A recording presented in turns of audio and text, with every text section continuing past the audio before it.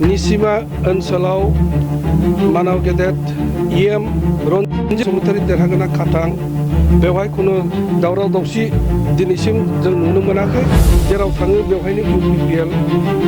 BPF नि खुनु मोनसे गोहोम आं बे समस्तायाव दिनै नुनो मोनाखै बोथोरा दिनै बहुत सोलायदों आरो सोलायबावगोन रन्जित बसुमतारी बिथाङा देरहागोन बियो आंनिफ्राय 100%।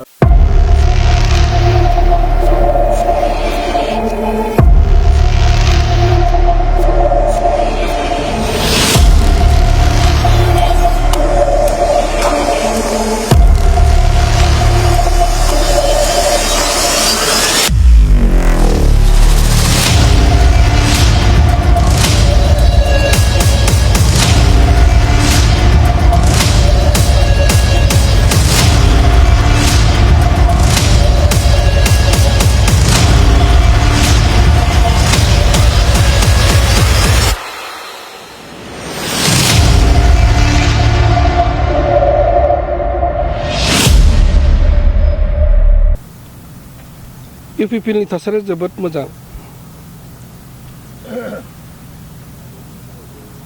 UPPL आ सिस्टेमाव दंखायोमोन 5 बोसोर सरकार सालायबोखानाय मोनसे जिहेतु दोलो रायजो राजाफोरनि थाखाय समाजनि थाखाय गासैबो जाति जनगोष्ठीफोरनि थाखाय UPPL दोलोआ मोजां सिस्टेमनि गेजेरजों मोजां भिजन मिशननि गेजेरजों गासैखौबो खौसे खालामनानै दिनै सालायबोदों सिगां रायजो राजाफ्रा जाति जनगोष्ठीफ्रा बुजियाखैमोन दिनैनि तारिखाव मोनफ्रोमबो जाति जनगोष्ठीफ्रा दिनै बुजिजोब्बाय स्रां जाबाय दिनै UPPL सरकार मानिजाथाव प्रमद बर'नि दैदेननाय UPPL सरकारा मा बेखौ दिनै रायजो राजाफ्रा दिनै मोखाङाव नुनो मोनबाय मोनदांबाय हमदांनो हाबाय बेनिखायनो एबारनि जि इलेक्शन बे इलेक्शना UPPL जोबोद मोजां आं जेरावबो खबर लादों जेराव सुबिदा जादों आं बेवहाय थांनानै बिसायख'थिनि फोसावदिं मिटिङाव थांदों आरो नोजोर होदों दिनैनि तारिखाव UPPL आ पावाराव फैगोन आरो मेक्सिमाम नाम्बार लानानै सरकार दानो हानाय मेजिक नाम्बारसा दाथ' आथिखालाव जाखाबायानो आरोबाव खैदिनमाननि उनाव मोजांसिन जाबावगोन होननानै आंहा आसा दं। नोंथाङा दिनैहाय नैबे निसिमा समस्थियाव दंफैयो दा नोंथाङा हयथ' निसिमा बे समस्थिखौबो बेरायबाय जानो हागौ दा सिनारिया माबायदि? आङो मोननैसो जायगायाव गिदिंबाय निसिमा ओनसोलाव मानाव गेदेर EM रन्जित बसुमतारी देरहागोना खाथां बेवहाय खुनु दावराव दावसि दिनैसिम जों नुनो मोनाखै जेराव थाङो बेवहायनो UPPL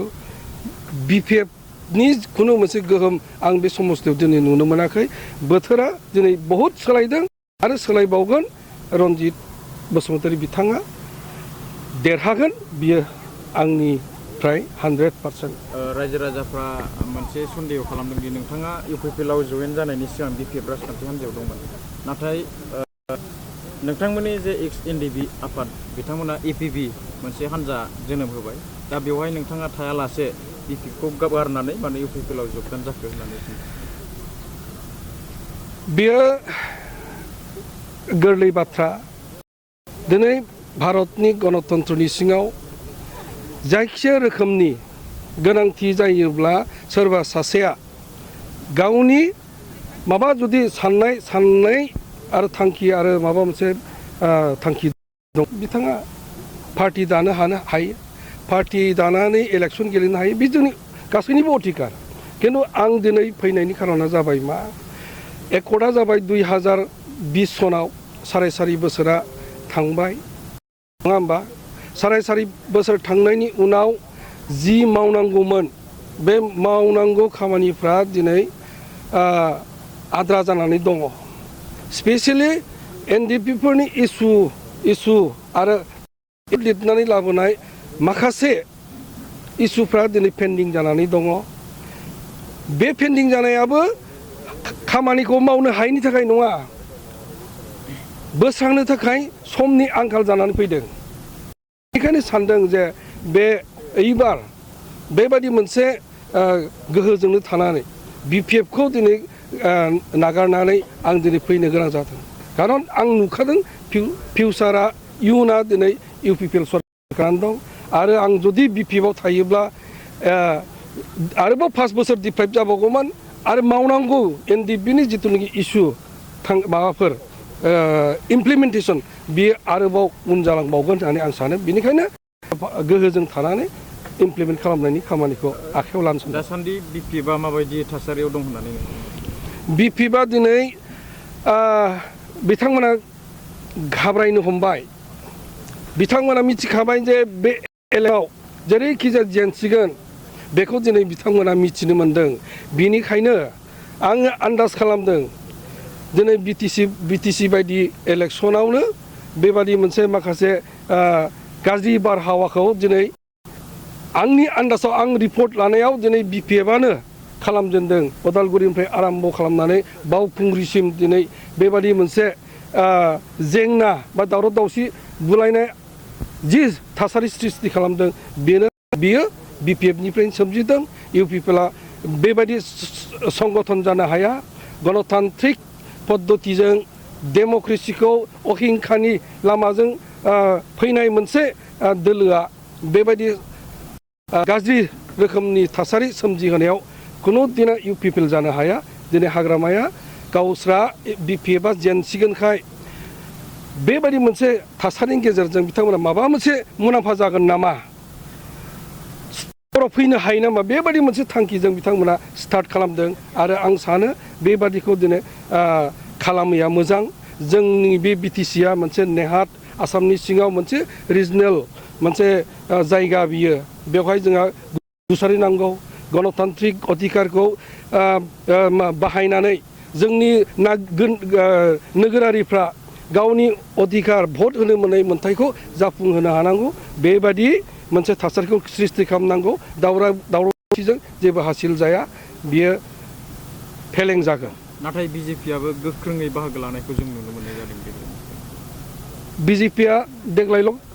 खालामदों नङा 2025 सनाव बिथांमोनाबो मोनसे थांखि दं जे ओनसोलखौ BTC-खौ गुबुन गुबुन सिक्स सिडिउल बा गुबुन काउन्सिलफ्राव बिथांमोना गासैबो आक्रमण खालामजोब्बाय थांनाय समनिफ्राय बिथांमोना दिनै इलेक्सनाव बाहागो लाबोदों थांनाय बारावबो बिथांमोना 9 जनसो माने बिजाथि मोनदों देग्लाय सरकार दानोनो बिथांमोना जानजि खाफ्रादों बेयो खिन्थु दिनै जोंनि थाखाय माहारिनि थाखाय बिटिआर ओनसोलनि राजखान्थिनि थाखाय बियो गिलु बालु बेखौ जानो होनो हाया थांखिया बे जोंखौ दिनै नोरजिया खालामनो नागिरदों जों दिनै फिसा जाथि जोंनि साननाय हनाय बे ओनसोला ओरैबायदि गोग्लैसोनाय जों बहाय दिनै ट्राइबेल माहारिफोरजों लोगोसे गोग्लैसोनाय जाथि जनगोष्ठीफ्रा दिनै थुबुर जानानै दं जों सान्थि थानो गोसो जादों खिन्थु दिनै गिदिर पार्टि BJP हान्जाया आरो दिनै कंग्रेस हान्जाया बेवहाय फैनायनि बेनो बे 6 सिडिउल एरियामोन बे 6 सिडिउल एरियायाव ट्राइबेल बेलेन्स ब्लक बेवहाय रिजार्भ सिट दं जोंहा BTC-आव मोनसे क्ल'ज दङ फोरनिफ्राय 30% रिजार्भआ रोखा जों मोनथारनांगोन खिन्थु दिनैनि थारिखआव बेबादि रिजार्भ सिटआवबो दिनै BJP-नि आरो कंग्रेसनि सोरबा दिनै नन ST मानसिया दिनै नमिनेसन होदों नमिनेसन होनानै बिथांमोनखौ एक्सेप्ट खालामनानै दिनै बेबादि राजनितियाव दिनै बिथांमोना बाहागो लादों बेयो जोंनि थाखाय हारिनि थाखाय गिथाव बाथाव बेबादि जानाङा आरो इयुनाव जानो हायै बायदि जोंनि सरकारफ्रा बेखौ थांनांगौ आरो जोंनि मानसिफ्रा सांग्रां जानानै थानांगौ जाहाथे बिथांमोना बेबादि खालामनानै जोंनि BTR-खौ बा जोंनि बे काउन्सिलखौ बिथांमोना लाङा बेखौ नोजोर होनांगौ। BTR एकर्ड खालामखांनायनि NDP-फोरनि जेबो माने समाधान जायाखिसै जायनि थाखाय APP दानो गोनां जादों होननानै बुंनाय थारैनो नंगौ नामा? बियो NDP-नि जिथु क्ल'ज आं दहाय बुंखादों क्ल'जआ इमप्लिमेन्टेसन जाबावनांगौनि गोनांथि दं सम आरो समनि थाखाय बियो जाफुंजोबाखै खिन्थु बे क्लजफोरखौ जाफुंहोनांगोन माखासे इस्युसफोर दङ जेनेबा जोंहा मोनसे गिदिर सोमावसारनाय जादोंमोन हाथियारखौ लानानै सोमावसारनाय बेवहाय मुंख्लंफोर जाबाय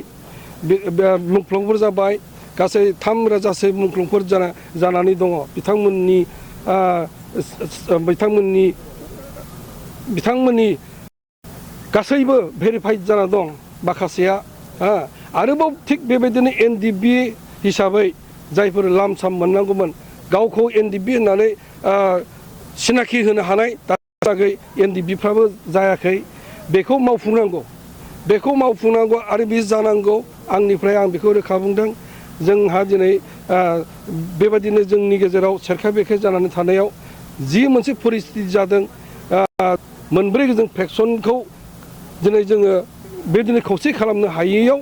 बेबायदि गुलाय गुजाय जादों होनना सानो सम फैयोब्ला गोदान सरकारा बिनि इनिसियेटिभखौ लानांगौ आरो बेबायदि लाहोनो थाखायनो आं दिनै UPPLआव जगदान जादों आरो बिनि थाखाय मावनो आङो साखाफारा जादों